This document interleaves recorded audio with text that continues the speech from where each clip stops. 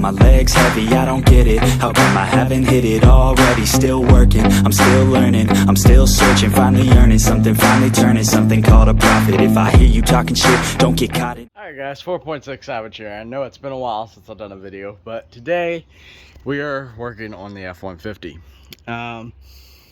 So this video is just going to be explaining what I'm doing. I don't have parts, I don't have any of it, but we're going to talk about it. So a couple weeks ago I went up to Land Between the Lakes up in Kentucky, and I got a wrench after I got there. When I pulled codes on it, it was a P0741 and a P1744. I may be wrong about the codes, don't quote me. But one was the torque converter stuck off, and one was this torque converter clutch intermittent. So I parked the truck after I got out. I was like, well, you know, I'm already up here, just drive it around. Well, as soon as I got back in the truck, the codes were gone. Key off, it was gone. So I looked the codes up, and first thought was, it's a torque converter. That's what everybody kept telling me, is it's torque converter, torque converter, torque converter. That truck has 300,000 miles on it. If it's got a torque converter bad, I'm okay with it. So don't think I'm like, oh, I don't want to replace the torque converter. I don't want to get into it, because I know for a fact that once I get into it, I'm going to have a built 6R80, and then I'm going to be like, well, you know, we should Whipple the truck, or we should put twin turbos on it. If I leave it stock, I got to worry about blowing it up, so I know me. But that's beside the point. So I started doing my own research, and I came to the conclusion, everybody else's theory about the torque converter clutch was that it was a hard stuck code and it wasn't intermittent. Also, if anybody wants these side steps, I will gladly take them off, and y'all can shoot me a price. I will gladly sell them. I do not like them. They need to be rebuilt, and I'm not spending the money on them. So the biggest issue with there's my dog. The biggest issue with what they were saying was the truck would go into limp mode. I've had no issues, even with the wrench on. Well, I shouldn't say that. I'll reiterate that. I have issues, but only when the wrench comes on. I have no problems until that wrench comes on. I do occasionally have a little bit of slip-ups. I was towing this trailer. It was empty. All it had was a bed on it, and fifth gear went between 1500 and 3500 and would bounce and would whoa, whoa, whoa, whoa, whoa, whoa. Wouldn't upshift, wouldn't downshift. When swapped to manual, it would not downshift. Let completely off of it, got back in it, everything went away. I'm aware that is the sign of the torque converter. I'm also aware that is a sign of the lead frame. So we'll get to that in a minute. So, like I said, I didn't have any issues, and here's the dog behaving herself.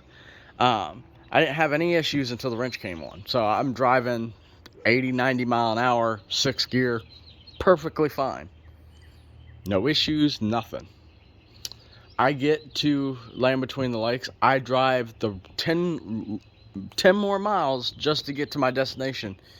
It's just fine. Now, it keeps wanting to favor 4th gear over 5th and 6th when that wrench came on, but it was fine. Well, after doing my research and the codes came off, I drove it for 50 some miles, and the codes never came back. So I went mudding. Came back. Of course, I locked it out of 5th and 6th, because that's the only gears. I think 3rd has overdrive, but as long as you keep it in 4th, it doesn't have overdrive, lockup. Because that's what's going out is the lockup clutch. That clutch is known to wear because the 6R80 has some issues with oil valves.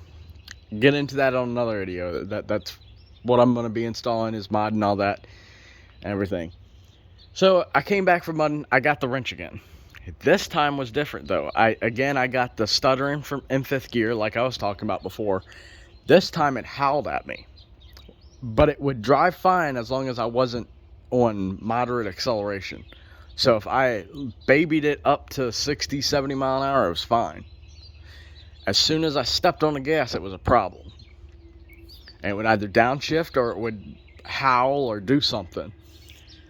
And this happened in both fifth and sixth gear. Again, shut the truck off, codes went away.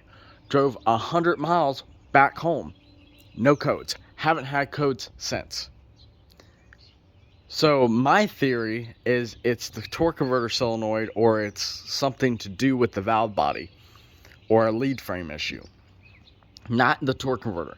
Now don't get me wrong, it could be a torque converter. It's got 300,000 miles on it, and it probably wasn't the best taken care of. This was a fleet truck. I know for a fact it was a fleet truck. I've got the build number for it. I know what all they did to it. It was sent to an auto group, and they had ladder racks, toppers, and everything else put on it, plus lights. Now that being said, they didn't do any modifications to the truck, which, again, my truck does not look like every other F-150 that I've seen. I've seen other F-150s, and they are smaller than mine, even though mine has no lift kit. Like, for real. No lift kit. And that is it. It's no lift kit at all. Yeah, I know it's still dirty.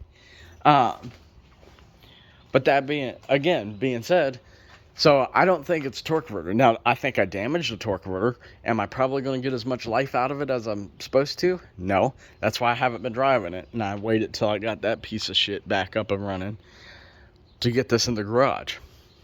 So now, what are we going to do? This is at most a temporary fix. I am not going to say it's a fix-all. I'm not going to say if you have it. I'm not going to say do it if you do this. All I know is Transgo makes two kits. One is for the valve body and one is for the transmission itself. The first one is a lubrication modification. This comes, I think it comes with a reamer and a drill bit and a sleeve and a pressure valve.